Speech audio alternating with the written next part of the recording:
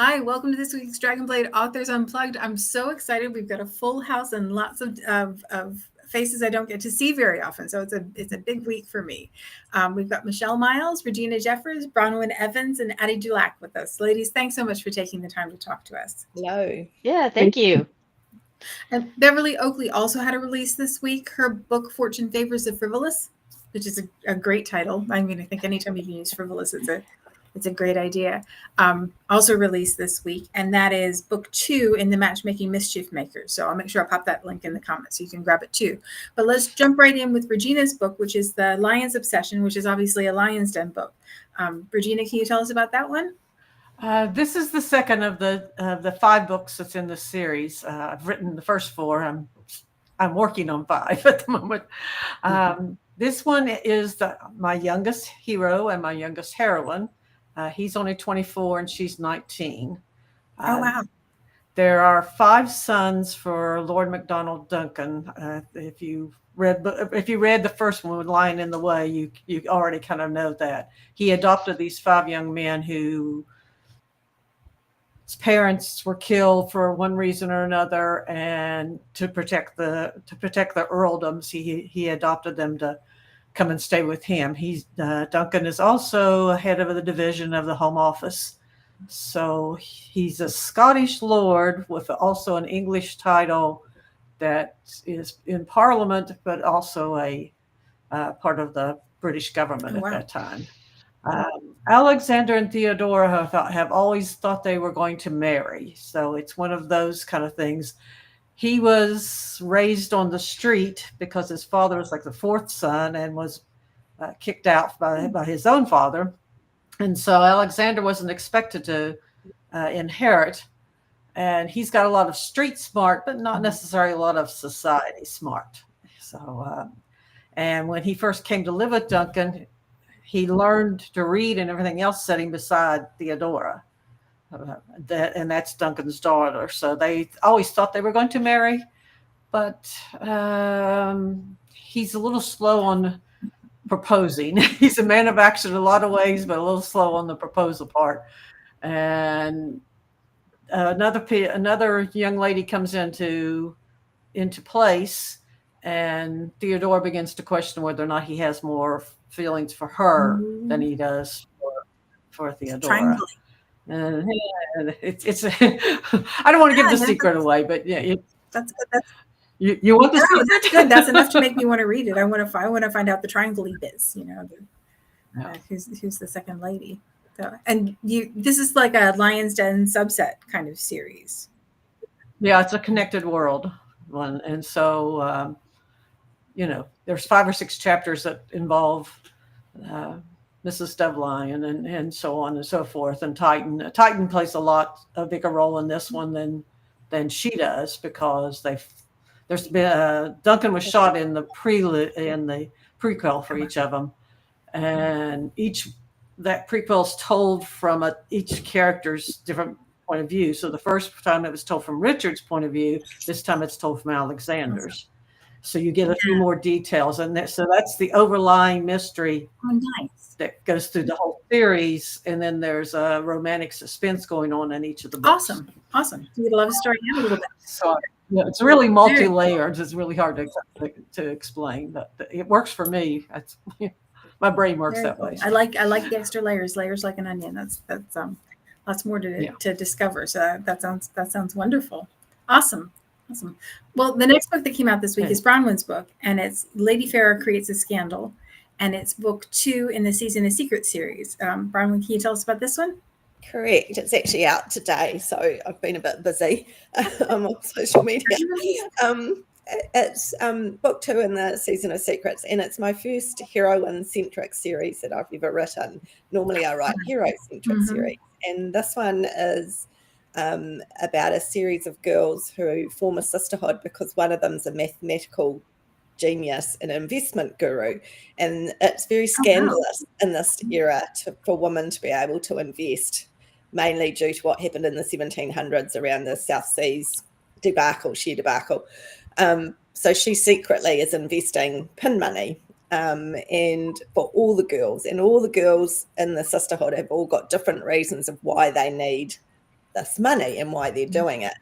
So this book, Lady Farah, she is the daughter of a duke, and her brother's now the duke, and he is quite a stuck-up, very proper duke. And one of the girls in the sisterhood got into a scandal, and she's been ostracized, and he's petrified the same thing's going to happen to Farah. So he's ready to marry her off, and she doesn't want to marry the man that he's picked, and she doesn't know how to stand up to her brother. So she was saving all this money to obviously try and just escape and go and do her own little thing in the country. But if you read book one, so I won't go into it, something happens with their money in the share market. And so they're waiting for these funds to be returned, and she's running out of time. So she decides she's going to create a scandal to scare off this person her brother wants her to marry. And a whole lot of things happen around that. And she creates a scandal unwittingly, and it ends up in a different kind of scandal. And it's book 2 and book 3 are tied together. So the next one is Lady Courtney's Second Chance. And it's about the fact that in this book, the man she picks for a scandal goes to Ireland to find their friend who they thought died in the Irish Rebellion, and he actually isn't dead, and they find him. And this man then fixates on Farah, because Farah was the one that was with Rockwell to save him, and his family's in dire need of money. And so there becomes this triangle. So I thought it was quite funny that your book, Regina, is also a triangle. So those book 2 and book 3 almost happen at the same time. So, interesting. Yeah, so I think the next one's out in January. So there'll be the characters from this book are also in the next book, and they run sort of parallel. So yeah, it was really fun to write, because the sisterhood is really fun, because all the girls are different, and they've all got different reasons of why they need this money. And so yeah, I'm really enjoying writing the whole series. Oh, awesome. Well, it sounds like fun. And there are 4 books total? Well, I've actually got 8 planned for this series, but we'll see how it goes. Yeah. So yeah, I'm writing book 4 now. Awesome. Fantastic. Well, that sounds lots of fun. I love the idea of a heroine-centric series. That sounds and then also running through the series is to teach their brothers and husbands and male friends lesson. They've anonymously challenged them to an investment wager. So nice. The 12-month wager that runs across the whole series. Nice. And whoever wins, earns the most money, wins the whole pool. And so the girls are out to prove that they can do just as well as the men. And the men have no idea that it's the girls that are doing it. And of course, they talk about their investments and their strategies in front of all these girls. So they know exactly what they're doing and what they're up to. Nice. So it's quite fun. That's a lovely extra layer. That sounds great. It sounds like great fun. Awesome. Well, the next book that comes out this week is Addy's book, and it's Miss Hawthorne's Unlikely Husband, and it's book 3 in the Troublemaker trilogy. Yep. So the last one, if it's a trilogy. Yeah. But, this is the final one. Yeah, the cover is gorgeous. It's really pretty. So, can you tell us about this one?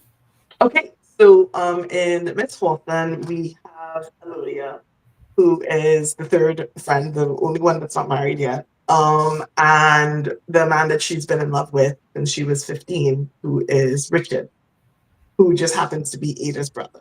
So they're the brother's best friend situation. Yeah. And yeah, she's, since the moment she met him, first time he came to Ada's school, she was like, I want that one.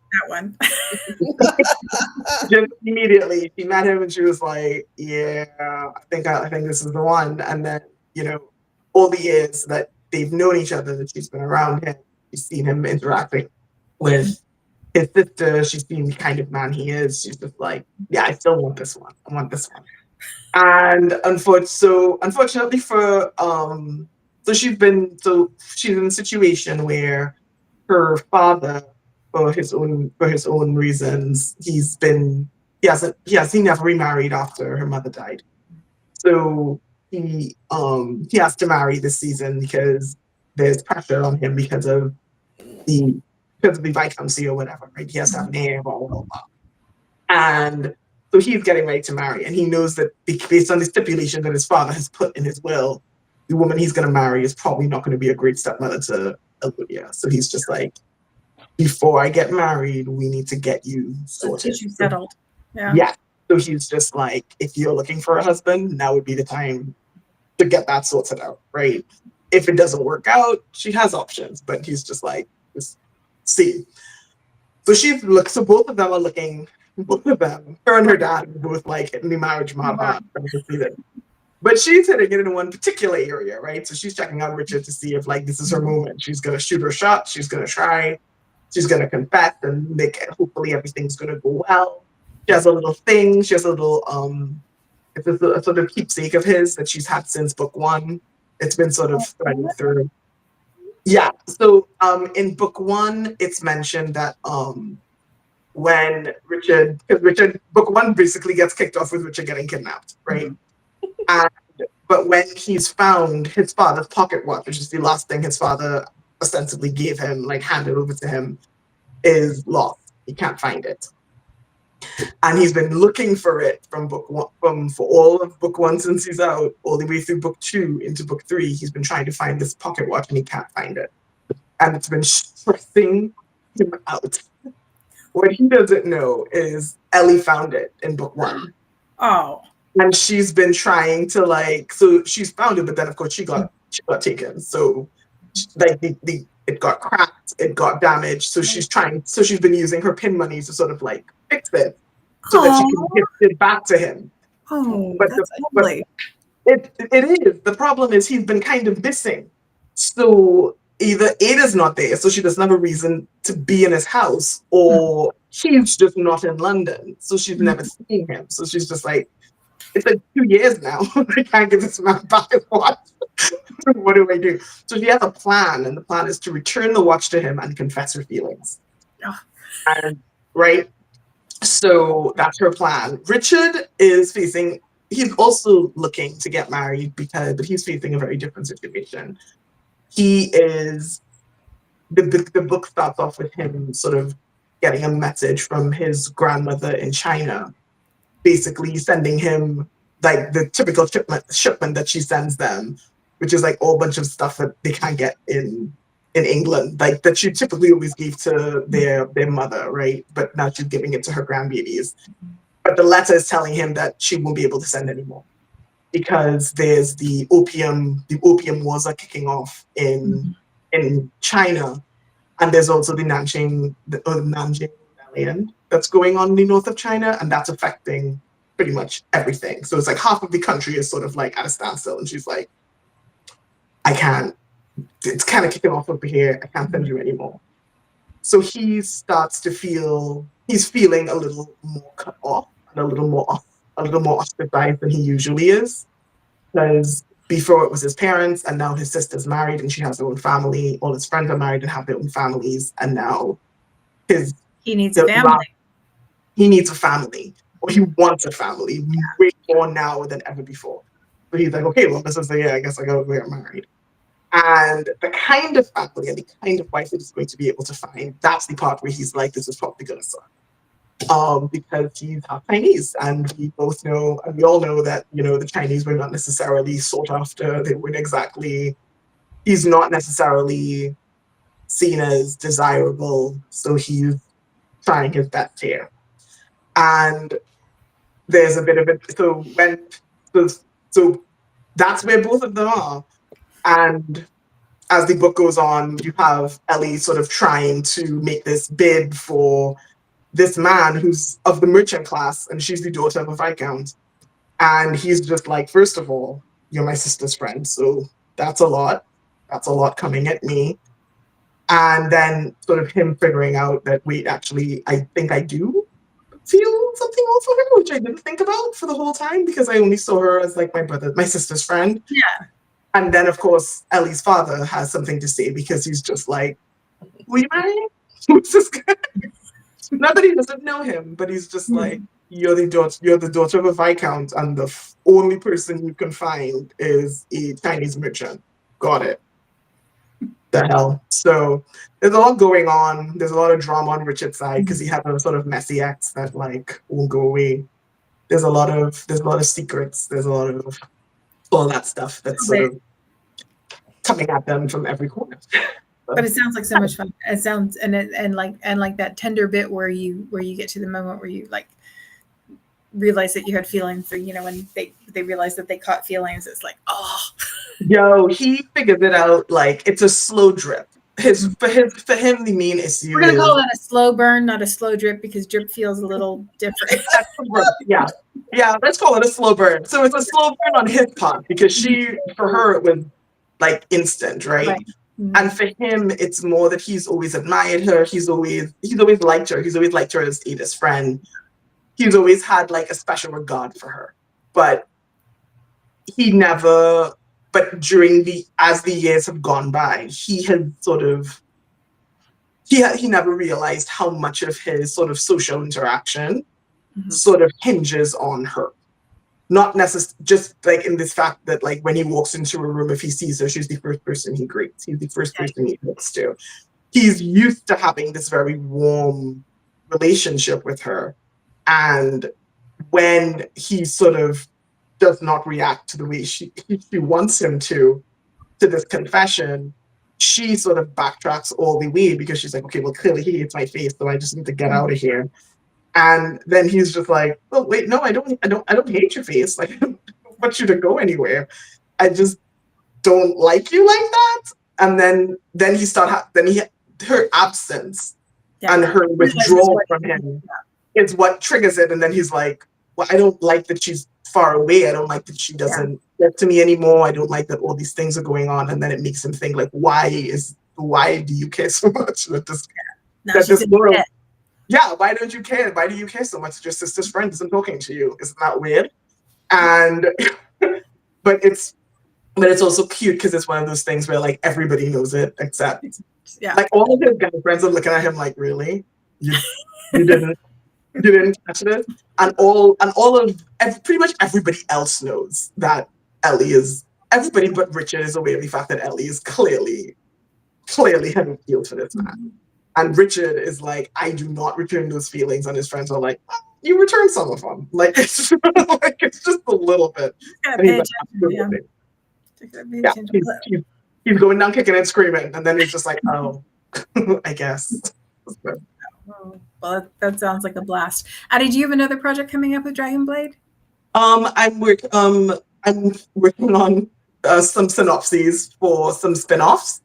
For the Troublemakers trilogy, so I am working feverishly on those synopses, trying to figure out what exactly I am planning on doing for this. But because I have ideas and I have theories, but I have not actually tried to make that into a plot. So we'll see how that goes. And let's do around in there and see what happens. I just like figure this out. So that's what I'm working on right now. But yes, I do have some upcoming thingamajiggies and irons in the fire. Yes. Awesome.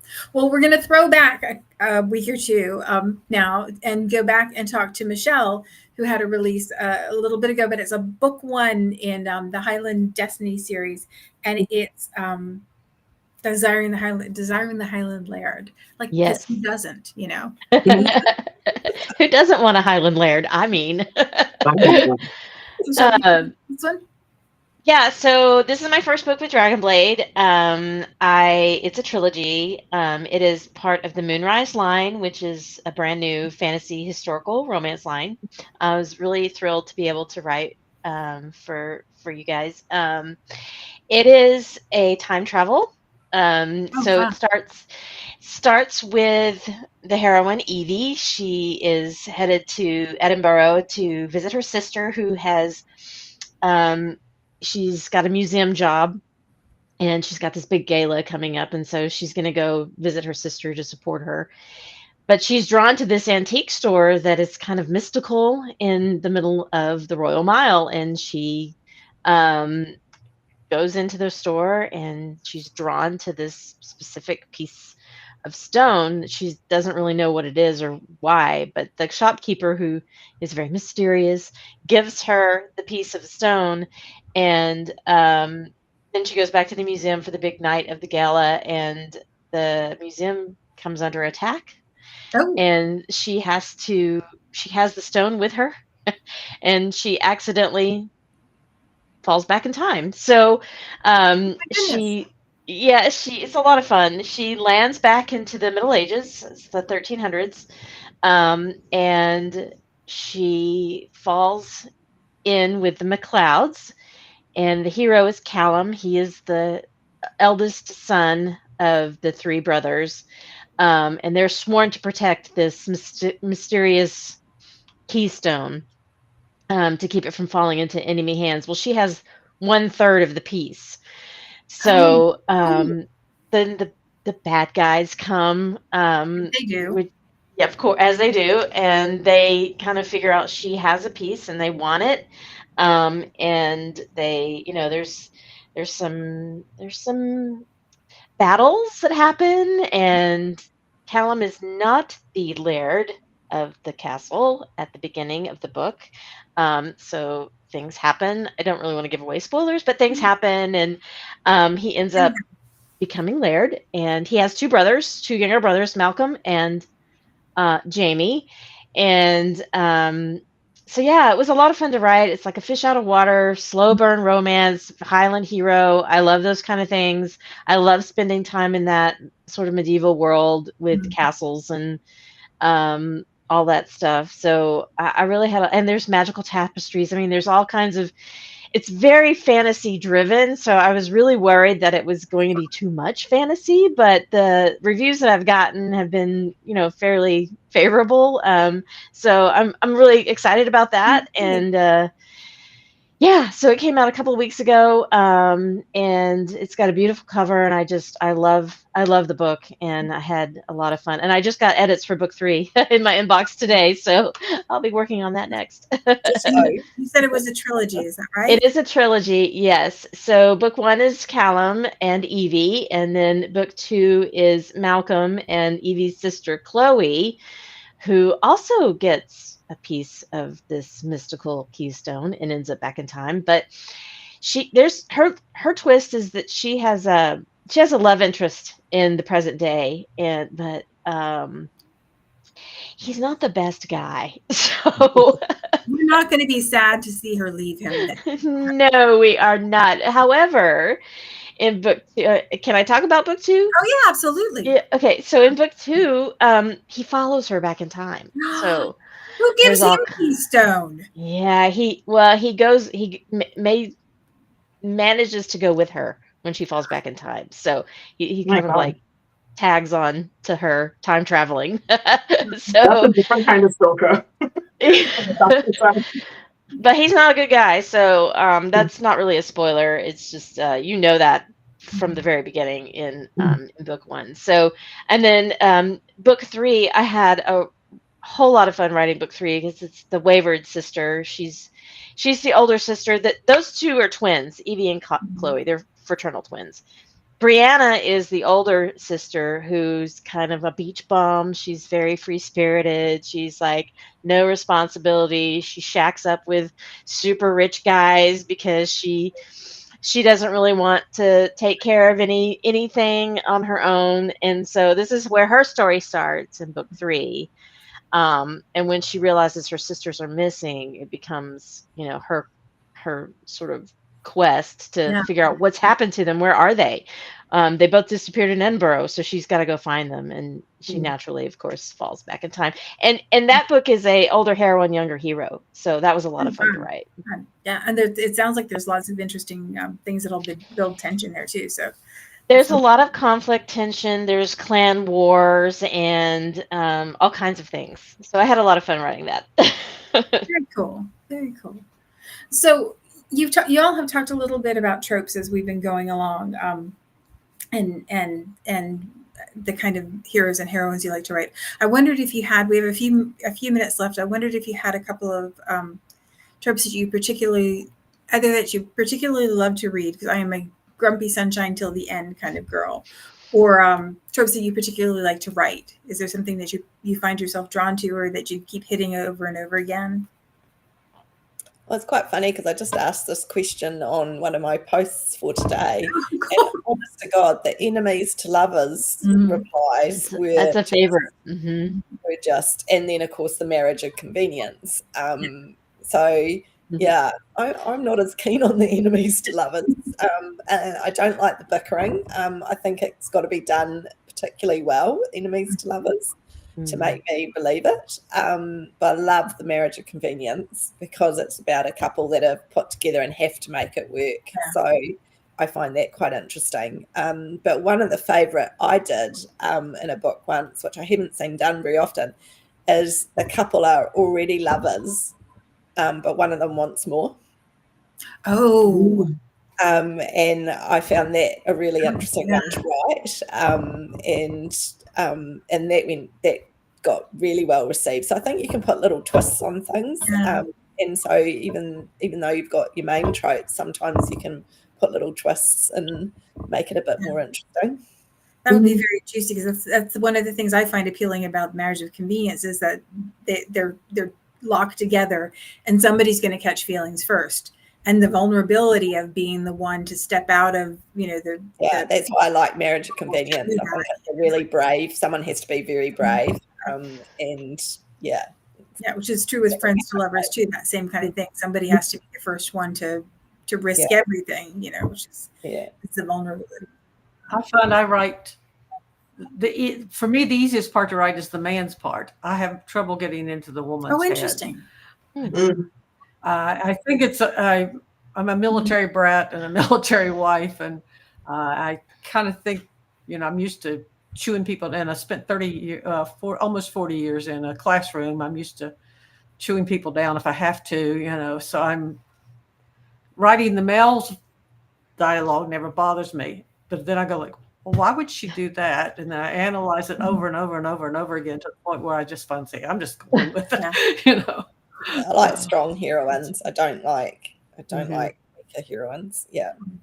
I don't have him bully her around very much, but it's just, he just in his own little world sometimes. He's a Darcy type. He didn't, like Darcy didn't understand Elizabeth Bennet. It's that kind of mentality for me. He loves her. He will do what he needs to do. He needs somebody to tell him what to do. I like to see. I saw a meme with Mr. Darcy where it's like Jane Austen said, it's not that he's fixing himself. Like, she won't fix him. He'll fix himself if he knows what's good for him. Well, that's how I started. I started as an Austen writer.